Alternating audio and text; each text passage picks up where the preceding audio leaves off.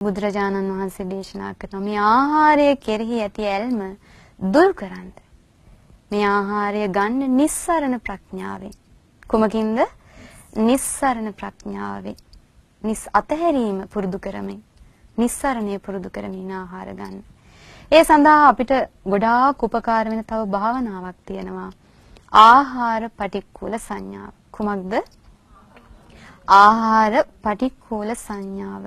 මේ ආහාරයේ තියෙන පිළිකුල් බව ගැන අපිට භාවනාවක් හැටියට වඩන්න පුළුවන්. හැබැයි මේ භාවනාව වඩන්නේ අපි ආහාර ගන්න වෙලාවේ නෙමෙයි. ආහාර ගන්න කලින් තමයි අර ප්‍රත්‍යවේක්ෂාව කළ යුත්තේ.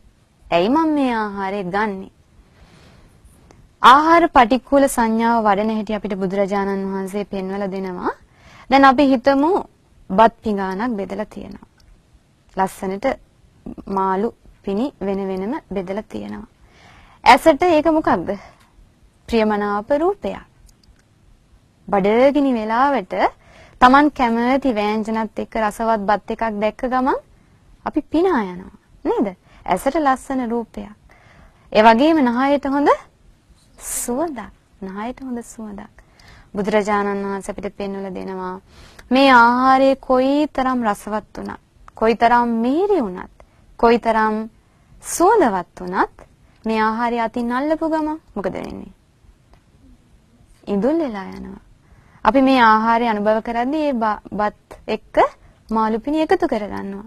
දැන් එතකොට මේ පින්වතුන් සිතේ මවා ගන්න වෑංජන එක එක වෙන් කරපු ආහාරයක් නෙමේ තියෙන්නේ අනපු ඉඳුල් වෙච්ච පිඟානක් කියලා. අර කැමැත්ත තියනවද? ඒ කැමැත්ත තියෙන්නේ නැහැ. එහෙනම් පින්වත්නි මේ ආහාරය අතින් අල්ලපු ගමන් ඉඳුල් වෙලා යන ස්වභාවයෙන් යුක්තයි.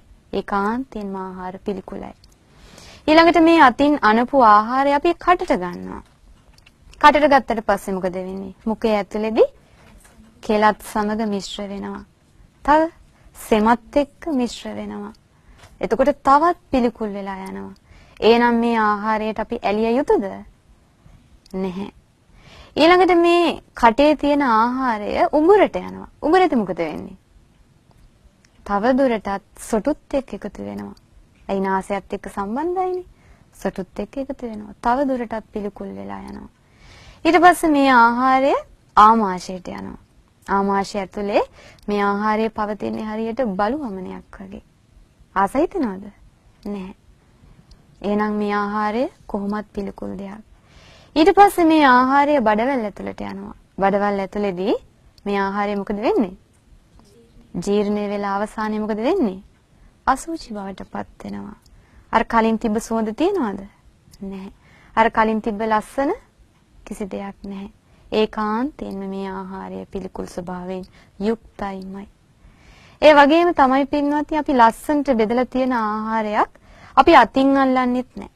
අපි අනුභව කරන්නෙත් නැහැ.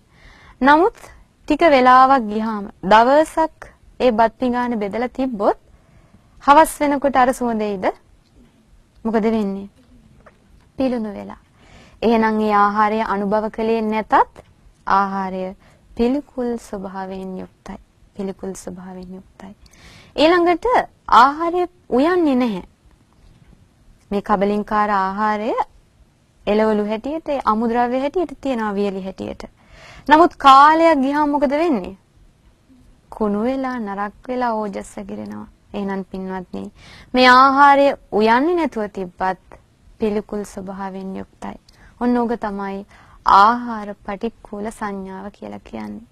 ඉතින් යම් කෙනෙක් ආහාර පටික්කුල සංඥාව නිතර බහුල වශයෙන් වඩනවා නම් එයා කවදාවත් රසයට ගිජු වෙයිද?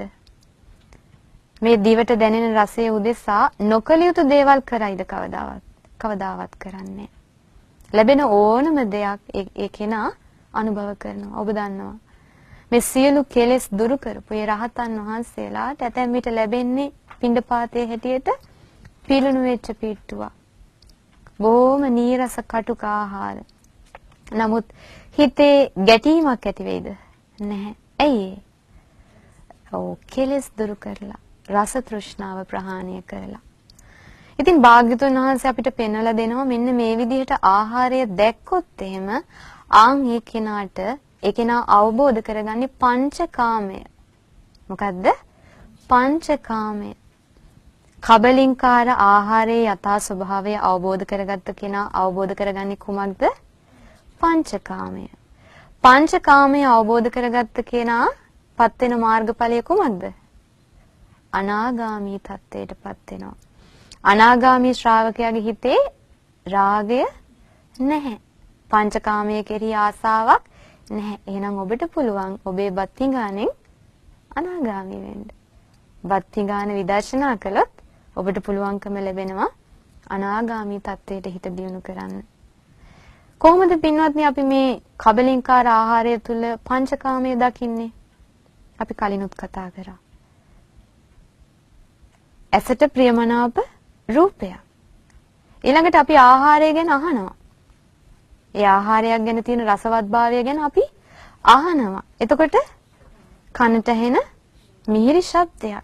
එහෙම නැත්නම් තවත් කෙනෙක් රස කර කර සද්ද නග කනවා. එතකොට මොකද වෙන්නේ අපිට? ඒකේ ආසාව ඇති වෙනවා. මිහිරි ශබ්දයක්. ඊළඟට අපේ නාසයට හොඳ සුවඳක් දැනෙනවා. මිහිරි සුවඳ පංචකාමයට අයිති.